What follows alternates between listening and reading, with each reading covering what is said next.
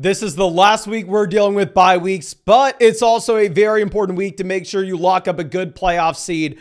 So let's dive into these wide receiver rankings and tiers. Starting off tier 1, Tyreek Hill. Nothing to talk about. You're going up against Washington. This is the number 1 wide receiver in fantasy with arguably the best matchup you could possibly ask for. Right now, Underdog has his pick him at 92.5 receiving yards. I don't even mind taking the higher than usually with those players at the top we do kind of avoid. Now, going over to Amon-Ra St. Brown, another pick him I don't mind taking the higher than at 79.5 receiving yards. But going up against the New Orleans Saints, St. Brown averaging 21.5 points per game. Just an incredibly safe guy to start every single week if you look at the target volume plus the offensive output. Right now, you have one of the highest implied team totals for the Lions of the week at 24.25 points. As we do every week, same thing with the Dallas Cowboys. You actually have CeeDee Lamb with a higher implied team total at 27.5 points. Also, a higher underdog pick'em as well, where you're looking at CeeDee Lamb at 86.5 receiving yards in comparison to Amon-Ra St. Brown. So honestly, you know what? We probably should move Lamb ahead of St. Brown, especially if we are looking at that implied team total. Now, going over to Keenan Allen. Keenan Allen actually right now is at the top of this tier in fantasy points per game at 23. Just a target hog in Los Angeles now that they have nobody else to throw the ball to. I mean, I just don't necessarily think it's going to be a super high scoring game, right? You're going up against the Pats. The Pats can't move the ball down the field, so I don't necessarily know if this has shootout type upside. And then A.J. Brown, averaging about 20 points per game, still belongs in this tier. I will say this is going to be about the toughest matchup you could ask for, though. This should be the best game of the week with the Eagles going up against San Fran. But you actually have an implied team total of only about 21.5 points for Philly, which is much lower than what we're used to. I mean, it's the same range that you actually have the Tampa Bay Buccaneers. The Bucs are about half a point lower with their implied team total. Evans going up against Carolina, spread on this game 6-7 points. They're probably going to be able to run the ball. Obviously, Carolina is a horrendous rush defense.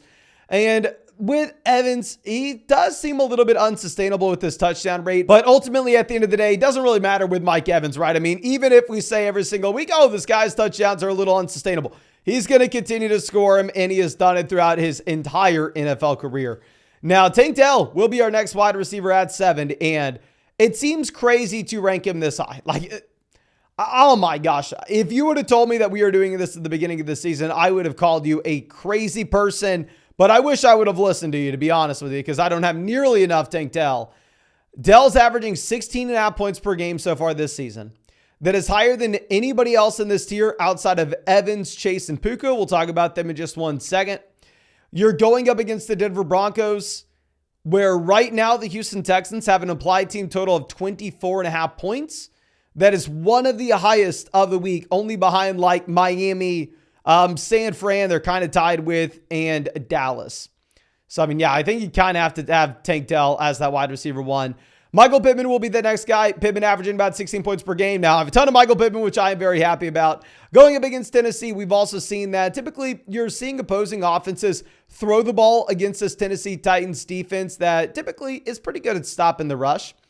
Jalen Waddle will be our next wide receiver at 9. And I almost want to rank Waddle higher than this based off the matchup that you have going up against Washington. Obviously, Waddle has been a little bit inconsistent so far this season, but naturally, that's what you're expecting from a wide receiver that's the second option in his offense.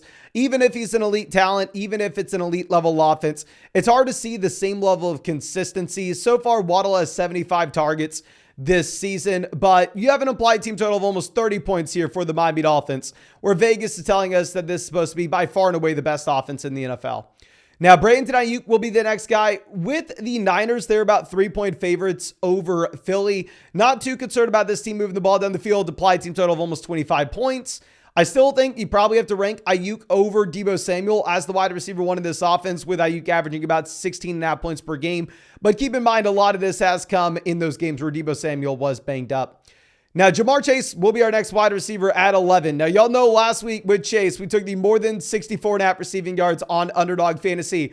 We hit, but we got very lucky to be completely honest with you. And now that you have T. Higgins coming back in this offense, I really don't want that much to do with Cincinnati. I think you probably start Chase just because he's Jamar Chase. But this team right now is tied for the lowest team in the NFL with their implied team total at about 15.75 points. So Vegas is telling us that this will be tied for the worst offense of the week in terms of projections. Now, going to Los Angeles, very surprised to see the Rams are supposed to score about 22.5 points here. Obviously, coming off a great game, but they did play the Arizona Cardinals. This week, I'd assume it'd be a much tougher spot going up against a Cleveland Browns defense that has been phenomenal all season. But at the same time, you can make an argument, well, the Cleveland Browns are just absolutely decimated with injuries to a point where, I mean, maybe it makes sense for their total to be this high, but regardless, I have to rank Puka as the wide receiver 1 in this offense. Another thing that, I mean, I would have been unbelievably surprised if you told me at the beginning of the year. Now, going over to Chris Olave with our next year, I have no idea if Olave is going to play. I mean, Olave was on a tear this past week. Now, of course, the thing is, you don't know if he's going to be good to go. I just kind of want to rank Olave in a range where if he plays, you go through and start him. I mean, Shaheed's banged up. Michael Thomas is on the IR. I'd imagine they try to rush Olave back in. Of course, who knows if they're going to be able to do that successfully. Tough spot. Going over to Devonta Smith, 14. I mean, with Smith, I really want to be higher. I mean, you're going up against the Niners, though. Like we said, this is one of the worst matchups you could possibly find. If we're looking at applied team totals, this is the lowest one I've seen the Eagles have all season at about 21.5 points. But Smith is still going to be that guy we're starting every single week with no Dallas Goedert in this offense. Now, jumping over to Deebo Samuel on the other side of this game. Deebo Samuel has been wildly inconsistent as well. Obviously, Deebo on Thanksgiving goes out there and he has himself a day, gets you the rushing touchdown. He has 9 targets.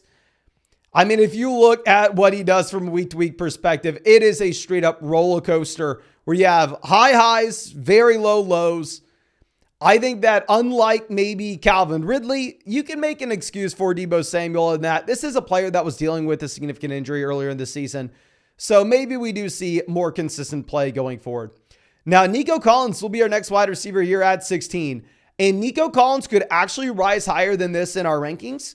The thing that I want to see is I want to see no Noah Brown in this offense.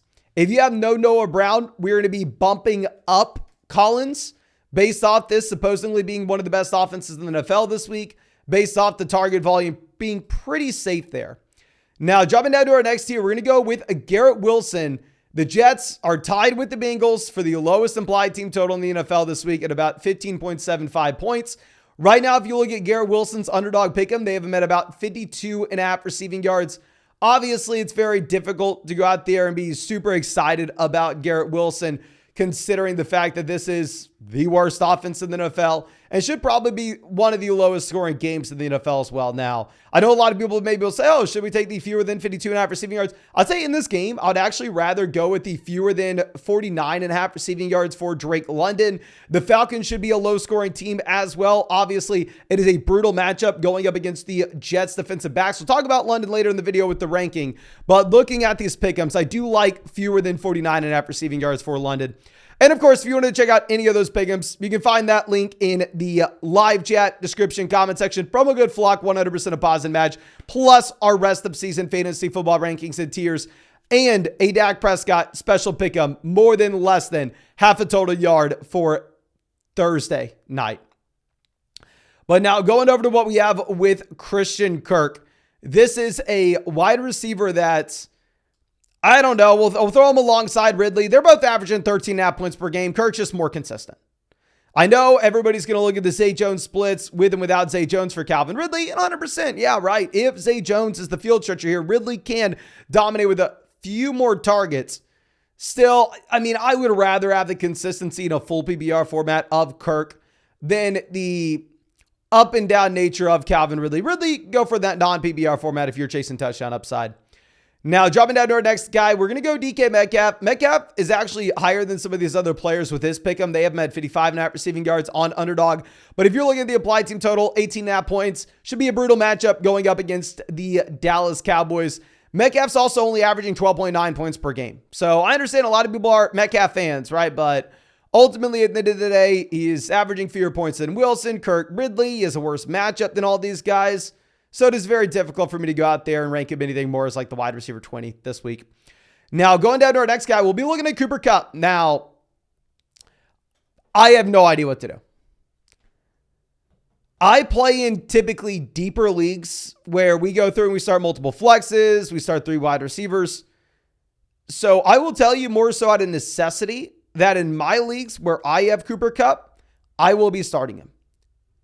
However, if you're playing in a shallow 10-team league where you start 2 wide receivers and 1 flex, can we safely rely on Cooper Kupp? I don't know. You're going up against Cleveland. Like we said, Vegas is telling us that this is going to be a good Rams offense this week, but I don't know if we can trust them. Cubs averaging 10.5 points per game so far this season. That is lower than anybody else that we rank here inside the top 28 rankings. So it does seem like we're just ranking Kupp this high based off name value. Courtland Sutton will be our next guy. Obviously, Sutton fell back down to earth this past week, but that's kind of expected, right? You're not going to continue to go out there and score a touchdown on every 7, 8 targets. That was very unsustainable.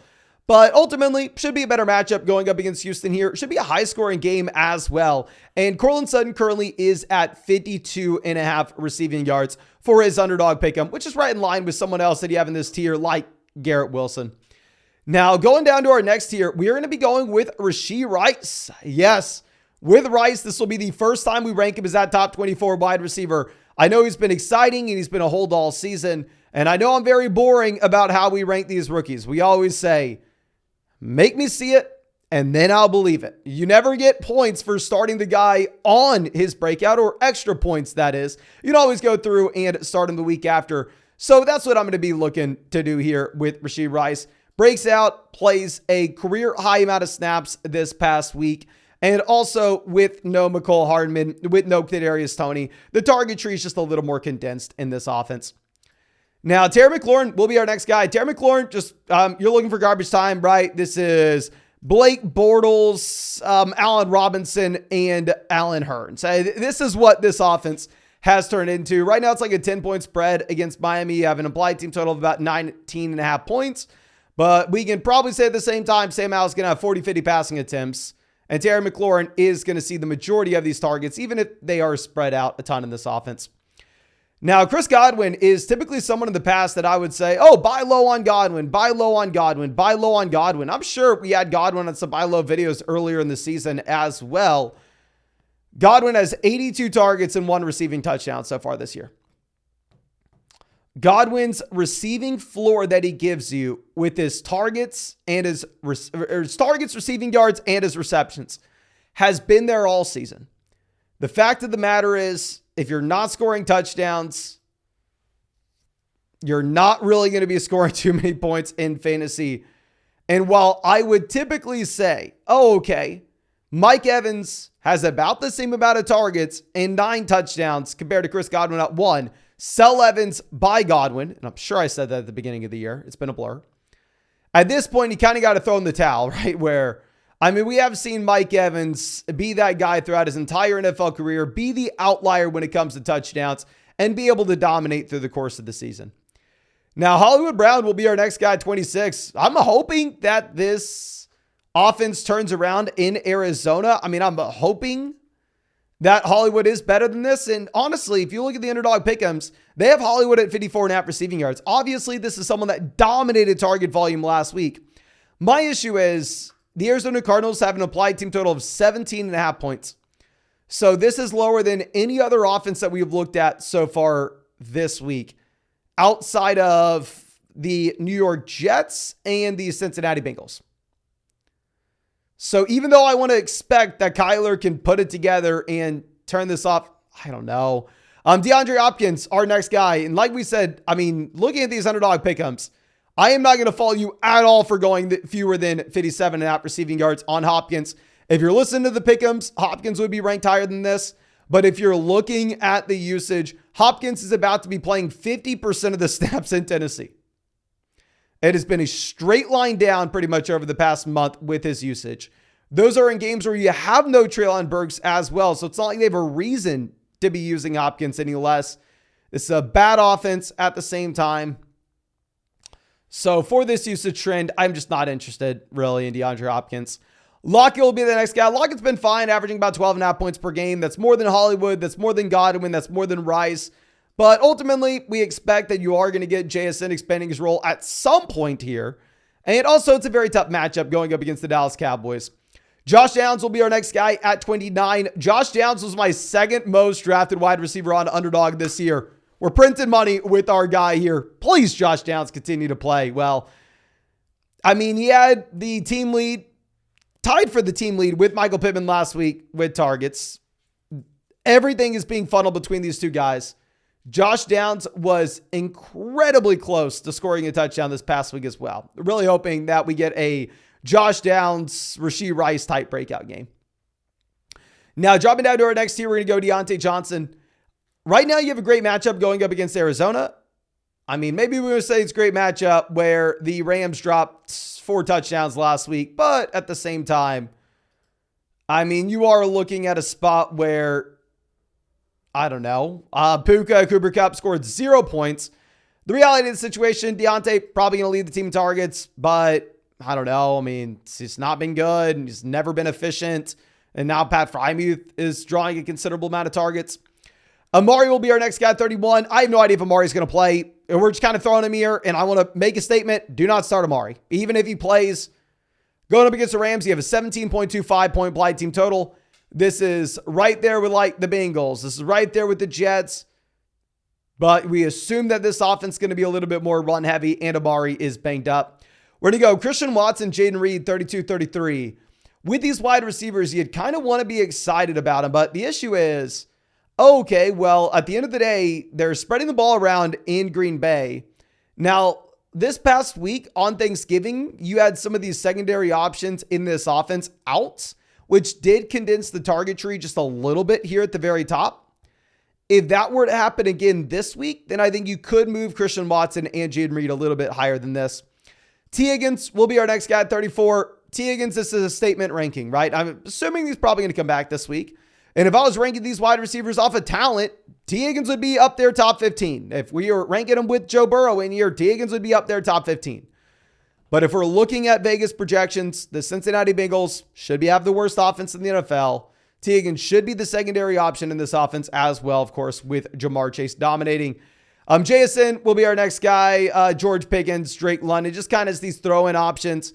I do want to just rank Drake London at the very bottom of this list, saying that this is not the week to start Drake London going up against the New York Jets. Obviously, the Jets have allowed the fewest points to opposing wide receivers so far this season, which is why I don't mind going through and taking the fewer than 49.5 receiving yards for Drake London going up against the Jets on Sunday. But I think that's all I have for you. Again, thank you so much for hanging out with us for this video. Hit that like, subscribe to the channel if you have not already. And if you wanted to check out any of those pick'ems over on Underdog Fantasy, you can find that link in the description, in the comment section. Promo code FLOCK, 100% deposit match, plus our rest of season fantasy football rankings and tiers, and a Dak Prescott special pick'em more than less than half a total yard for Thursday night. But thank you again, ladies and gentlemen. I really do appreciate you. Really hope you have a great day, and really hope we get to see you out in the live stream later tonight.